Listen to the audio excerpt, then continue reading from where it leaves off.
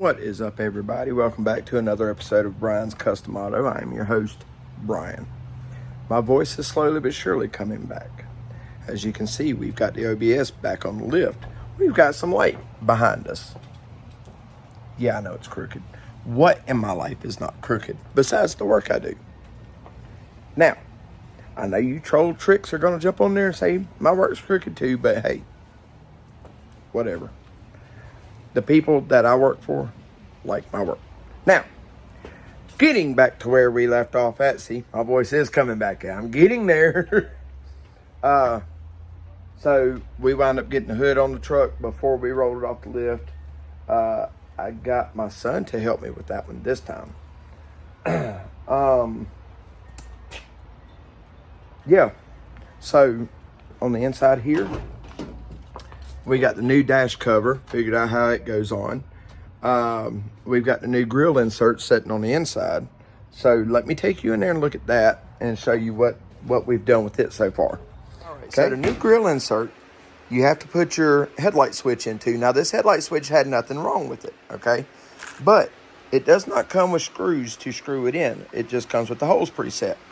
Now, not everybody keeps little bitty screws. But because I am a guitar player and I like working on stuff, I happen to have a set of pick guard screws that we ordered off of Amazon a couple of years ago.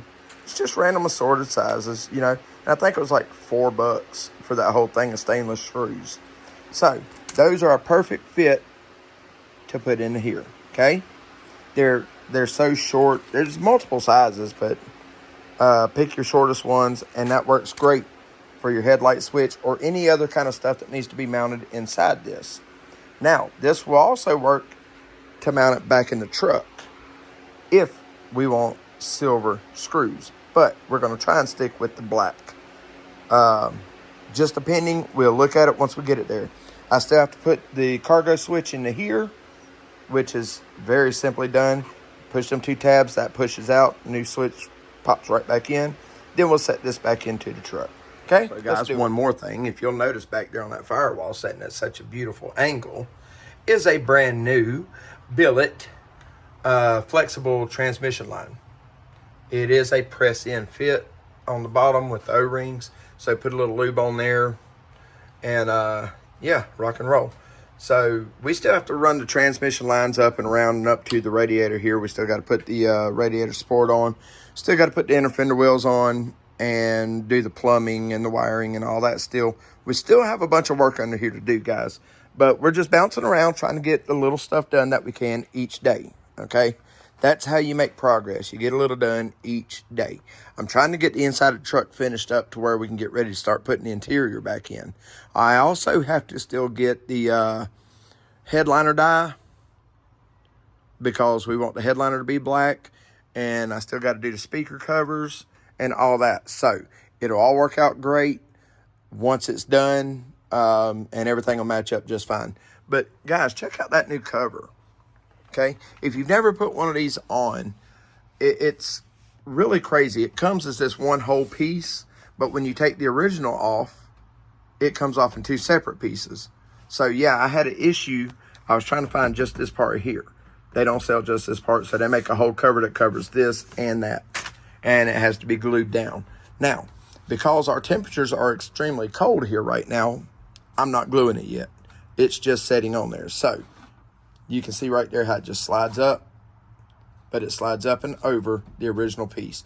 So the part that I put that U-pole on to try and sand it down, well, that don't even matter because that simply slides down just like that.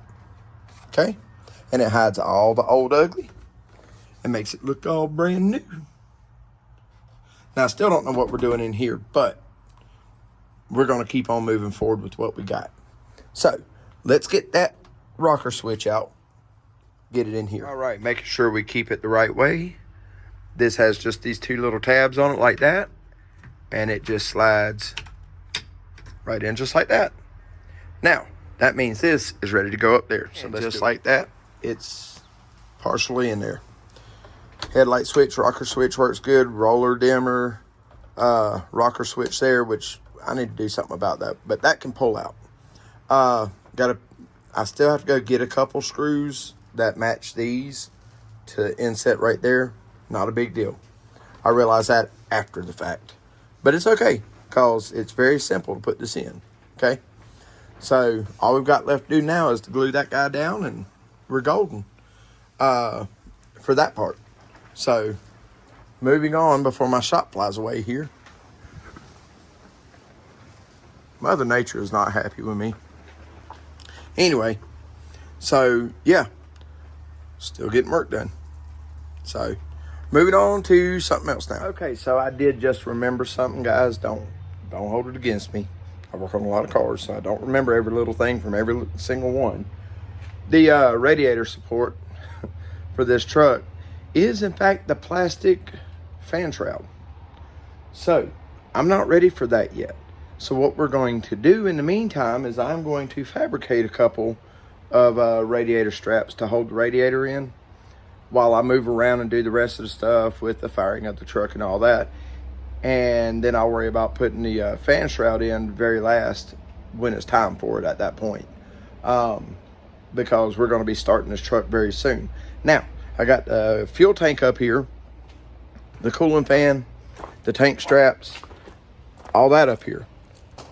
We're keeping the factory fuel tank, and I'm going to show you something really cool with that, because if you remember, this truck was throttle body injected, and what you cannot do is run the factory throttle body fuel pump to a carburetor. So, oh my, how are we going to fix that? I'll show you. Stay tuned. We are going to use the original fuel tank. That way he gets to keep his fuel tank capacity instead of running a small fuel cell. Because he is wanting to drive this truck.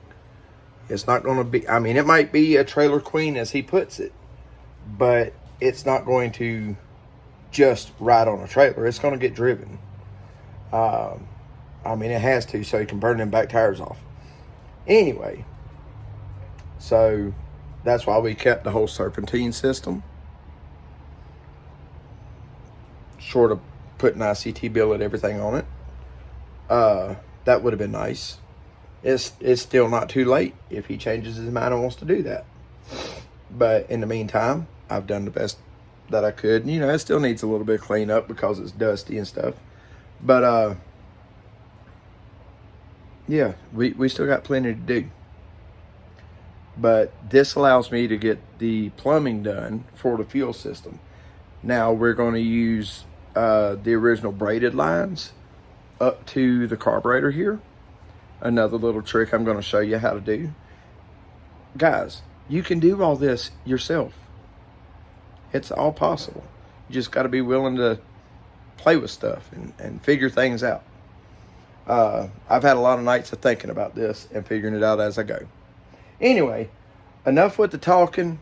I gotta go pick up my little girl. So, yeah, I'll see you back in a second. We're back. It's a new morning. I'm feeling much better. Still not 100%. My voice ain't all the way back yet. But it's back a lot better. That light's bright. Okay, so I got that truck off the lift temporarily because I've got to work on a couple other things too. Yeah, so, but I've got the gas tank right here for that truck, for the Chevy. Got the tank straps, the radiator fan, all that stuff, okay?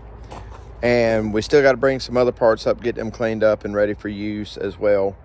A few other things we got to do, but we're shifting gears here because I've been noticing these little black spots in my drive, and I thought it was coming from my Trailblazer having the valve cover leak. It's not. Today, we are going to put my wife's BMW on the lift and see what's going on with it because it's leaking gear oil out the rear. So, I got to look into that and figure out what's going on with it. Plus, this will be the first time I put that car on there and actually get a real look at everything. So, let's get that up there and see what we're looking at. It's on the lift. We're going to drop that door down. We're going to turn on that heater over there, and we're going to warm it up in here a little bit. It's not ice cold, but it's pretty doggone chilly. And I will say my heat in here works pretty decent. So let's get it going. We'll have it warmed up in here in just a few minutes. All right, we got Betsy on the lift. Let's head up under here and see what we got. Got a beautiful exhaust system under here. Not a whole lot of bad stuff going on under it. All the shielding is still there. But my problem is right there.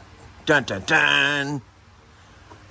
Trying to see if we can't narrow down kind of where it's coming from.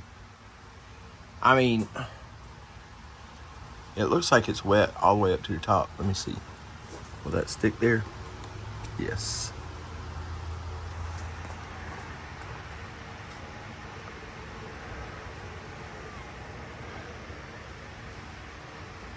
That's just dry grime. That's a little wet, but I mean,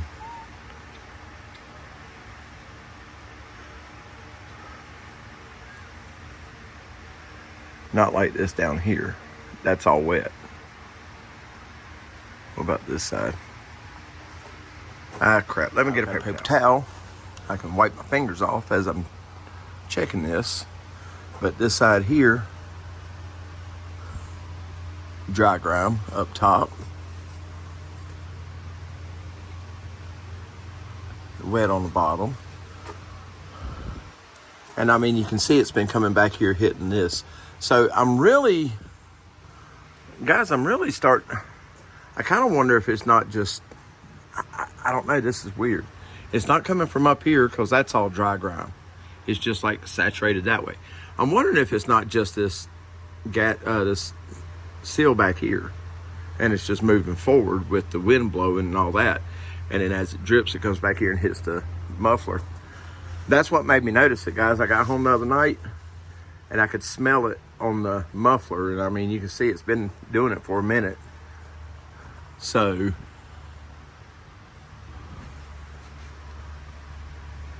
that's not loose or nothing. That don't feel loose or nothing. Don't know.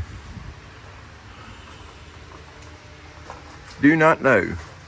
But like from right here, you can see where it's kind of seeping through that. So hopefully I don't have to take this whole thing apart. Maybe I can just check these, but the likelihood is slim. I'm probably going to have to pull that whole center section out and reseal this back here and clean the whole daggone thing, which is not something I really want to do.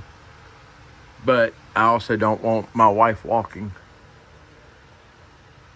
But aside from that, guys, everything else under this car looks good.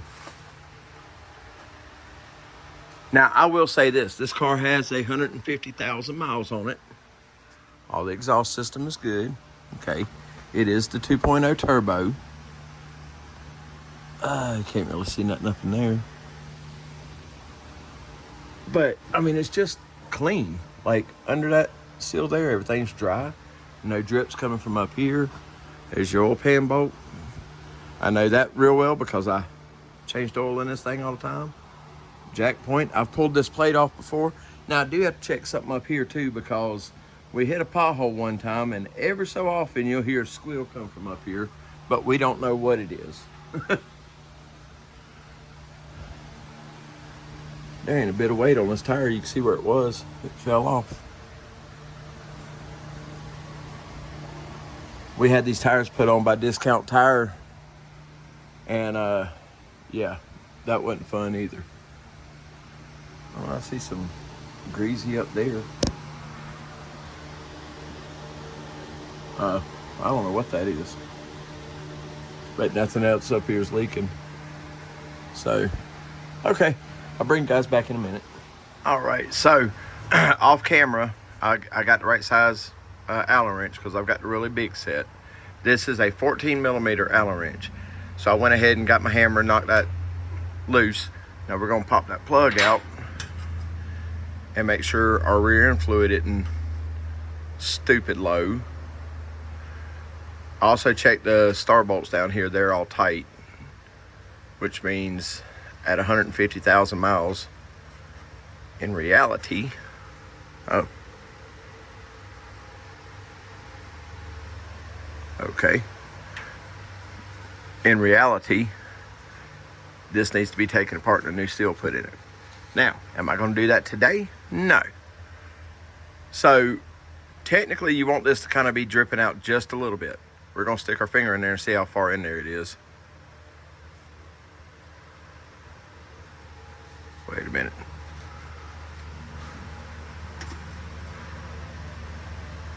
Huh.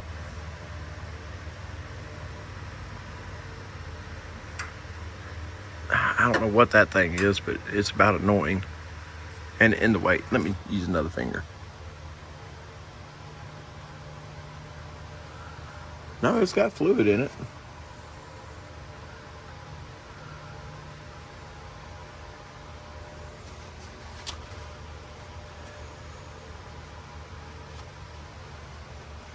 I don't know how much though.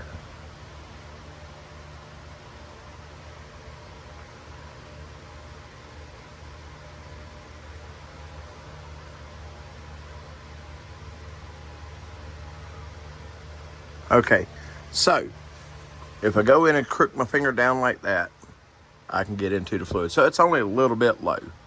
All right, now I think I'm gonna take my camera and stick it in there and see what it looks like in there too. Be careful not to put a bunch of stuff in there. Hey, look, there's the BMW suspension.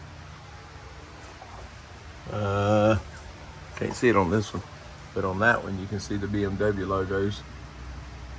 See, that's what I'm saying, guys. This car is all factory. I've put brakes and stuff on it. Ooh, that smells like rear end fluid, but kind of pine solid. Smells like pine or mint. I'm not real sure, guys.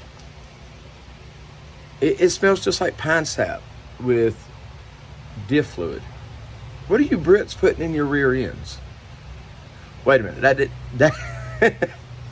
that's not what I meant. What kind of diff fluid are you using in your differentials? There. That I swear I did not mean to say that, guys. But it stayed in the video. It legit smells like pine sap. Now, I know I might be losing my mind. I mean, we've known that for a while.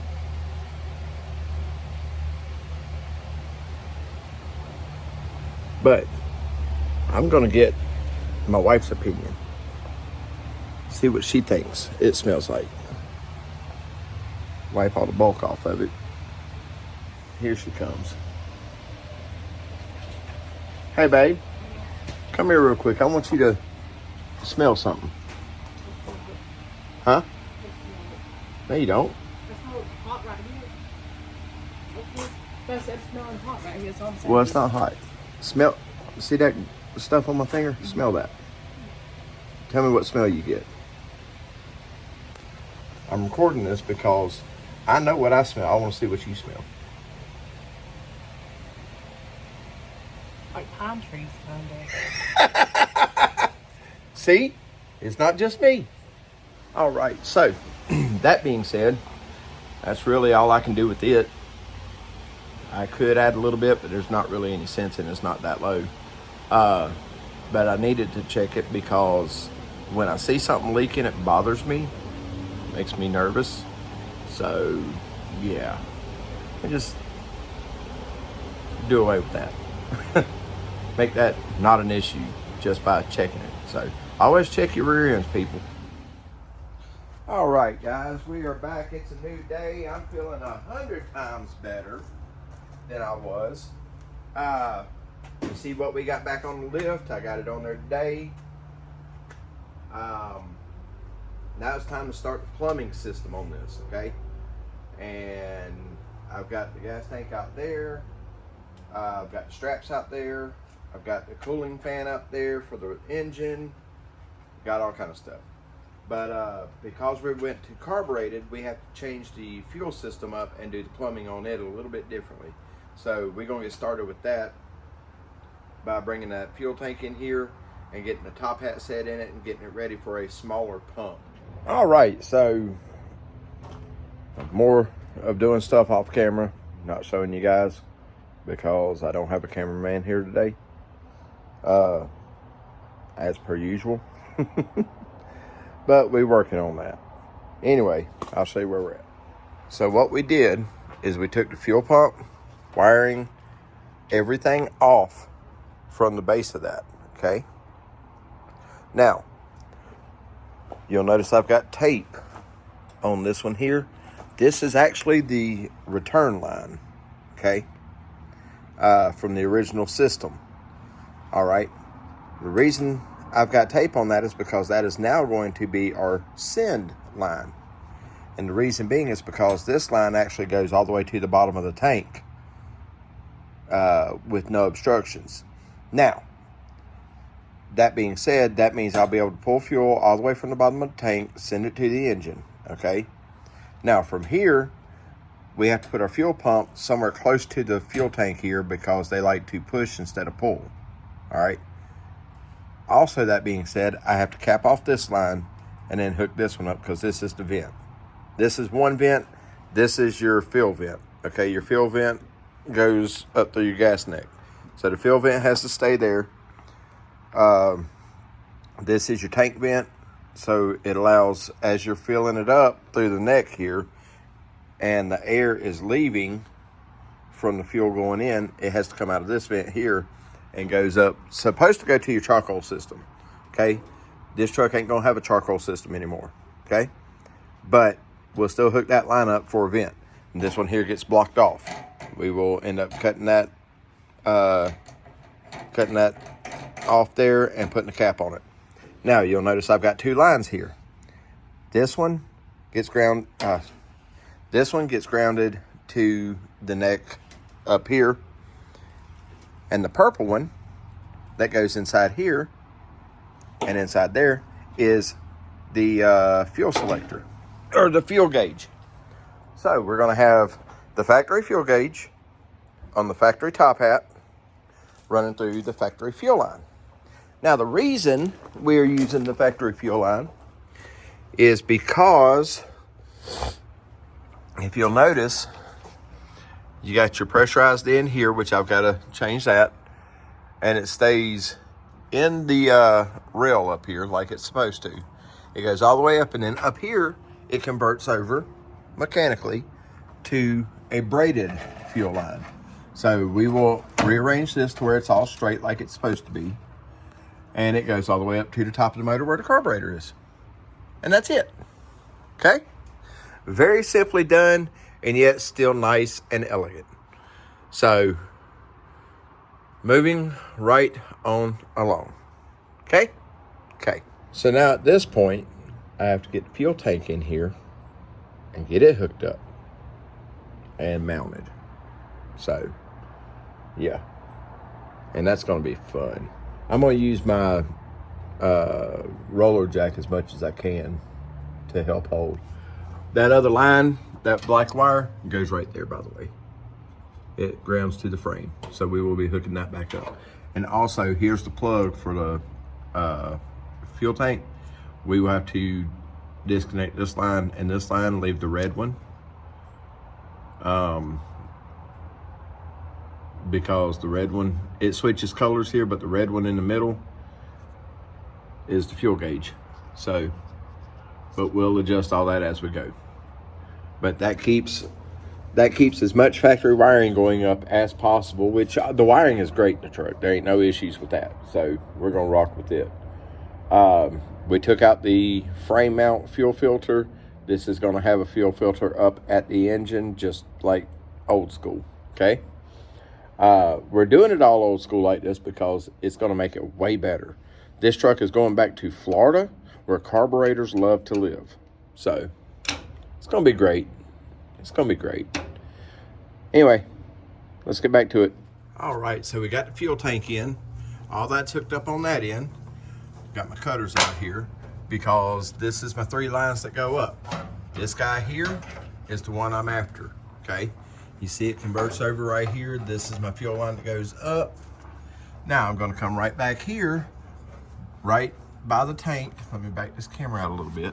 Right by the tank, and I'm gonna drop this down because it just literally goes right there. I'm I'm gonna drop this down, put a cut in it, because that's where my fuel pump's gonna go, okay? So we're gonna put the fuel pump in right here, so that way it's guarded between the tank and the frame, and it's right here close by, and I can wire it and everything else. And then it'll just pump the fuel right on up that line up to the top. So yeah, let's drop this down right here. I figure right about where the strap is will be a good place. And then I can frame mount it right up in there. So yeah, let's get that cut. I wish I had smell-o-vision. Anyway, we'll get that cut right there and start preparing for our fuel pump. Really? The military? Over us? So here we are back at the military flying over us for some unknown reason. Guys, I think they might have found me out. Who knows? Hey guys, so I told y'all at some point I would show y'all the new car. Well, here it is, and I can't show you in any better light than this. Maybe some parking lot view. Check this out. Down a little bit. Look at there. That's our new Audi. Hope we don't get copywritten over the motorcycle. Check it out. Quattro.